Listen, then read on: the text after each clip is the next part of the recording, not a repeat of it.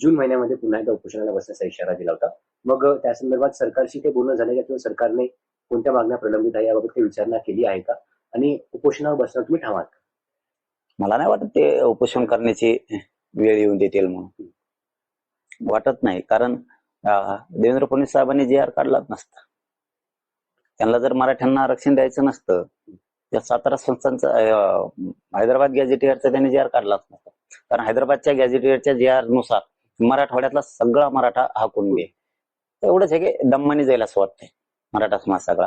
आणि त्यांनी जर मराठ्यांची फसवणूक केली तर धनगर समाजासारखं होणार नाहीये मराठ्यांचं. आम्ही जिरीस आणू तुम्हाला. हो, आम्ही मराठीत आम्ही शांत राहतो. तितक्या ताकदीनं हातपाय धुवून मागं सुद्धा लागतो.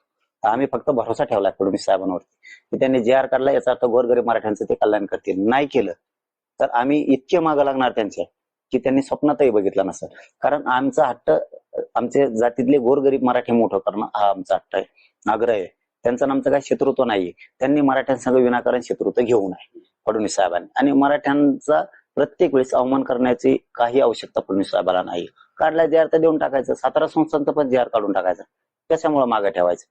पण मराठा समाजाने सुद्धा संयमानं शांततेने घ्यायचं. आपण दम्मादम्मानी 6 महिने वर्षाच्या आत मराठा 100% सगळं आरक्षणात घालून कोणावर विश्वास ठेवायची नाही गरज आपल्याला. कोणावरती कुणी काही बोलला म्हणून त्याच्यावर विश्वास नाही ठेवायचा. खोट्या माहिती पसरणारे खूप लोक आहेत. समाजाचं एक काम चांगलं करतात आणि नंतर 100 खोटे कामं करणारे लोक आहेत आणि तेच खोटे आरोप करून आपल्याविषयी संभ्रम निर्माण करतात. कोणाचं ऐकून आपल्या समाजाच्या लेकराबाळाचं आपल्याला वाटोळं करू घ्यायचं नाहीये. आपण